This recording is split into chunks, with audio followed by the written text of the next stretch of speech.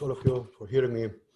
As you see, I changed the title a little bit because I was aware that some of us are aware that the second law only applies to closed systems. So, in order to avoid any confusion, I prefer to change my title. Synergy is a concept which has strong intuitive meaning. I mean, everybody knows a little bit what it means. It has to do with interactions. It has to do with strange things that happen. But it's very difficult to find more precise quantitative definitions of it. And that is what I was trying to do in the last years.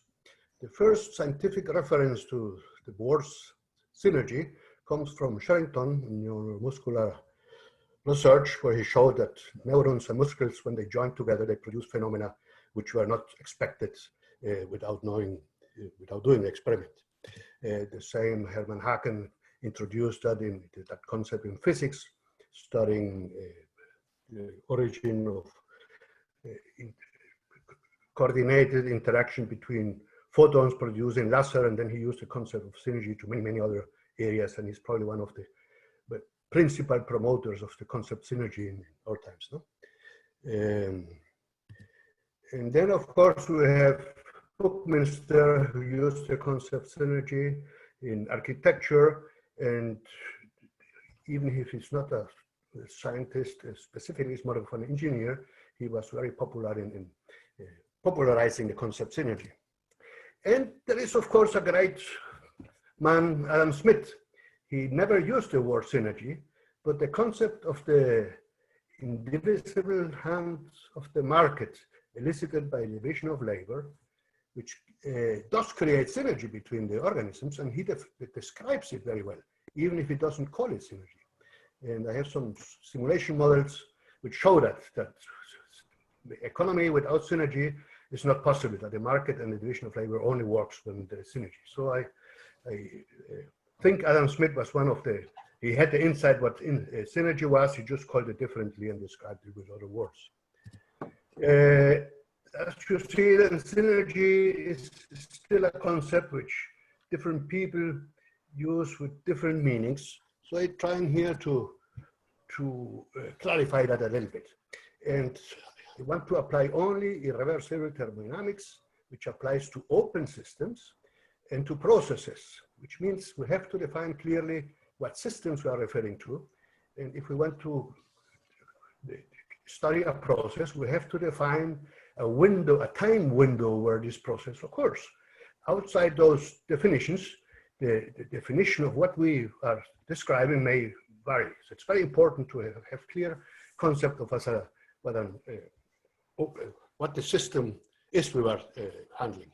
And if we define then a system, there are 4 possible outcomes regarding free energy and entropy. In some processes, free energy is dissipated and entropy increases, which I call dissipation, which doesn't mean that the system has fluxes of other kinds of things. It's the balance during a period of time where the end outcome is dissipation. We can have the opposite, we can have aggregation, where free energy and entropy increases. Then we have equilibration, which is the normal trend to equilibrium, which occurs in all closed systems, but in some open systems also. And then there is this strange thing, synergy, where I think I want to define it at least. I define synergy as those processes in open systems where free energy increases and entropy decreases. Dissipation is probably the simplest classical example. It's very much studied. Energy and entropy disperse. Combustion and burning of wood is a good example, where something like wood with high energy, free energy content and low entropy is transformed into high entropy mix of gases and produce heat, so losing free energy. No? Then we have, of course, aggregation, which is very common in economics. markets grow in value, enterprises grow in value, winning armies accumulate territory and resources, something which just increases free energy, but in most of the cases it also increases entropy. It creates disorder during the process. And then we have equilibrium, or equilibration, which of course is what occurs in most closed systems. Crystallization is a good example, where from a solution we have occurrence of order, of structure, spontaneously, self-organized.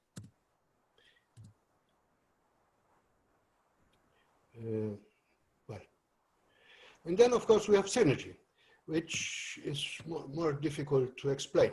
Let's take an example of the cannon. If we have firepower, black powder, and put a ball over it, a stone over it, and burn it, we will produce plenty of heat. The stone probably won't move very much, and that's all. If we make exactly the same thing, but introduce those components into a cannon, first the powder and then the cannon ball, we will produce a huge amount of work. The cannon will fly through the air with much energy produced by the burning powder, by the exploding powder. So just by changing the border conditions, we can change from producing dissipation, simple dissipation, to producing a synergistic situation. And that is the interesting thing about synergy.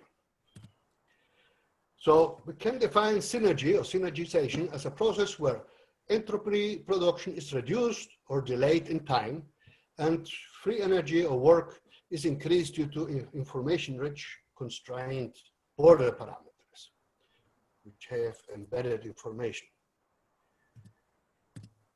So going back to the classification of the four processes, we then have a more clear idea, but we have to take care of how to define the system.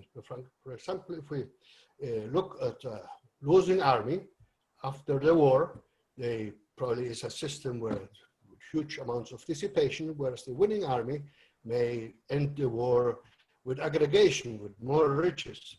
The same happens to brokers. Some brokers actually dissipate plenty of their wealth, others aggregate it. So it's not, the processes might vary depending on the situations. And in synergy, I mean, we have some clear examples, at least some of them, where everybody coincides about calling them like that. It's living organisms and many situations in economics. So up to now, what is clear now, that self-organization is a very bad definition. For example, the former talk was very nice, very good, but I don't like the term. I think he spoke more of synergy, because self-organization can be equilibration. A crystal, when it grows, it's self-organized. Nobody organizes it. So self-equilibration doesn't help to define synergy. And we need a concept better than entropy, which is complexity. And I define complexity as the density of entropy. Complexity is low density of entropy. And that helps very much because it allows you to quantify differences in entropy in growing systems and other kinds of situations. So the main difference between self-organized equilibrium systems and synergistic systems is the kind of complexity it's created. A crystal has redundant complexity. It's the same structure pattern, which is just growing the same. Whereas in synergistic systems, the complexity we get is diverse, it's non-repetitive, it's non-redundant. So that's a very important clarification. That comes from the definition of life from Heisinger. He spoke about symmetric crystals, which should be organizing life, no? Which is the same concept. It's non-redundant complexity. So with that knowledge, we went to literature and produced some data in different situations to actually check numerically if these concepts can be useful. So in anti-thermite societies, we can measure social complexity, we can measure energy consumption, we can measure the output, the free energy the system has in order to produce work. And the clearly defines as a synergistic system. We see that in human cities, we can organize that. Also, I have the reference to these examples in the extended abstract. You can check that out, they're all published. In humans, we can correlate scientific development with economic development, which means the richer the information, which means the lower the entropy in information, the higher the economic development. We have simulation of labor and economic efficiency. We have brain complexity and polymorphism, colony size in ants, where we can also measure the amount of entropy comparing different groups of ants and the colony size or the great degree of polymorphism. We can even test it with computer searches of text entropy. We can compare a text, for example, produced by Trump with one produced by Maturana, or we can compare Nobel Prize winners with non-Nobel Prize winners, and we can detect differences in the entropy level of those texts. The same we can do with music. We can apply this quantitatively in analyzing human organizations. There are some organizations which are more, have a higher functional performance, which have more complexity, less entropy in their system, more structural complexity than others, and it reflects in the capacity to produce work. So, what I want to propose, what we think occurs, is that synergy occurs in open systems that harvest energy and negentropy fluxes from the environment. That's why they are open, where diversity, cohesion, and synchrony and complementarity between the parts of the system constrain border conditions which increase the potential to produce work or increase free energy. The constraints of the border condition can be measured as information versus complexity. When these self-organizing systems reproduce, we have an autopoietic system, and which is equivalent to the constructional system which we heard this morning, how it's described. So life can be described thermodynamically as a synergistic open system which self-reproduces. Some of the, well, most of the ideas are in this book. You can read them there, and I hope to have a new version with better ideas. So most of this can be right now online. It's called The Roots of Synergy. It just shows with many examples how changes in free energy and reductions in entropy allows to define synergy in many, many different systems. So using measures of changes in entropy and changes of free energy can be used actually in practice to follow up systems and to measure the efficiency of how systems work. It can be used in practice and it can be implemented in many cases. So I think at the end what we have is a law of thermodynamics. I mean, what I'm proposing is that the open systems can increase the production of work, the free energy, but only if they increase the non-redundant border constraints or information which manage the complexity of the system. That is, increases in free energy can be achieved only when somehow entropy is reduced. This is an empirical fact. There is no reason why that should be so. That's why it is a thermodynamic law. There is no basic theoretical argument for it. It's just in practice. And it's useful, it's of heuristic value, because if somebody discovers that this is not the case, we will advance science. We will learn why in some cases this doesn't occur, and we will understand nature much better.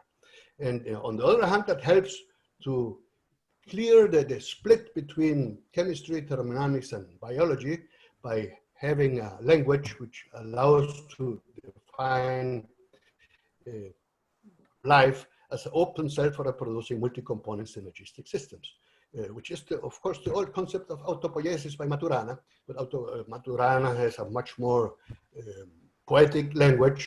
He describes it much more beautiful than I do, but it's not operationally usable. Thank you for your attention.